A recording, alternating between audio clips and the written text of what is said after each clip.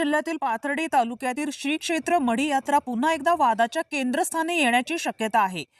मुस्लिम व्यावसायिकांना यात्रेत व्यवसाय करण्यास विरोध करण्याची भूमिका मढी ग्रामपंचायतीकडून कायम ठेवण्यात आली आहे।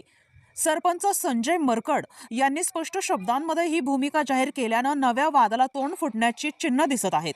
भटक्यांची पंढरी म्हणून ओळख असलेलं श्री क्षेत्र मढी यात्रा राज्यातील एक महत्त्वाची धार्मिक यात्रा आहे। दरवर्षी रंगपंचमीच्या दिवशी यात्रेचा मुख्य सोहळा पार पडतो आणि राज्यासह देशभरातून हजारो भाविक या यात्रेसाठी मढीत दाखल होतात। मागील वर्षी मढी ग्रामपंचायतीने मुस्लिम समाजाच्या व्यावसायिकांना यात्रेत व्यवसाय करण्यास विरोध दर्शवणारा ठराव घेतला होता। या निर्णयावरून मोठा वाद निर्माण झाला होता। संबंधित प्रकरण न्यायालयातही गेले असून अद्याप त्यावर अंतिम निर्णय आलेला नाही। असं असताना देखील यंदाच्या यात्रेदरम्यान मुस्लिम व्यावसायिकांना व्यवसाय करू देणार नसल्याची भूमिका सरपंच संजय मरकड यांनी पुन्हा स्पष्ट केली आहे। त्यामुळे यात्रेच्या पार्श्वभूमीवर पुन्हा तणाव निर्माण होण्याची शक्यता व्यक्त केली जात आहे।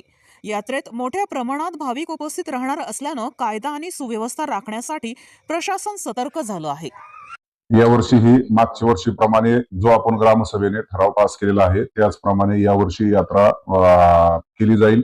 ग्रामपंचायतीच्या परवानगीशिवाय कुठलेही व्यापाऱ्याला या ठिकाणी दुकाने लावण्यास बंदी असेल। ग्रामपंचायती परवानगी घेणं अनिवार्य आहे आणि मागच्या वर्षी जो आपण ठराव घेतलेला आहे की मुस्लिम समाजाच्या व्यापाऱ्यांना जे स्थानिक नाथांचे रीती रिवाज परंपरा पाळत नाहीत, पशु हत्या करतात, या ठिकाणी 8-8 दिवस आंघोळ करत नाहीत, मांस मच्छी खाऊन प्रसाद नाथांचा पवित्र असा प्रसाद या ठिकाणी विकतात, कुंकू मुस्लिम महिला लावत नाहीत पण कुंकू आमच्या हिंदूंना ते विकतात आणि म्हणून अशा सर्व व्यापाऱ्यांना मुस्लिम व्यापाऱ्यांना मागच्या वर्षीप्रमाणेच या वर्षीही यात्रेमध्ये त्यांना बंदी राहील। ग्रामपंचायतीच्या वतीने त्यांना कुठलेही परवाने दिले जाणार नाहीत।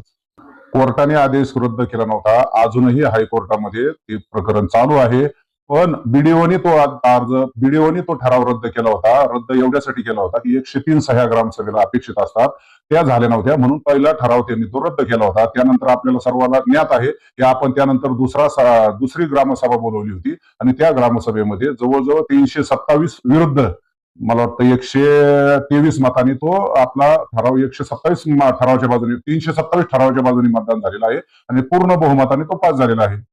यावर्षी पण ती अंमलबजावणी होणार? यावर्षीच नाही, इथून पुढे कायमस्वरूपी ती अंमलबजावणी राहील। एकदा कायदा केल्यानंतर सर्वांनी तो कायदा पाळणं बंधनकारक आहे। मुस्लिम समाज कायदा पाळत नाहीत कारण त्यांना परमपूज्य डॉक्टर बाबासाहेब आंबेडकरांची घटनाच मान्य नाही, त्यांचा वेगळा सिरिया वगैरे काहीतरी कायदा असतो, ते हे घटना आपली मानत नाहीत। इथं याच्यानंतर कुठलेही सरपंच असो कुठलेही नवीन या ठिकाणी जरी कोणी पदाधिकारी आले तरी पण तो ठराव तो जो कायदा केलेला आहे तो पासच केलेला आहे आणि त्याप्रमाणे मुस्लिम समाजाला पूर्णपणे बंदी असेल आणि पशु हत्या ही पूर्णपणे बंद असेल।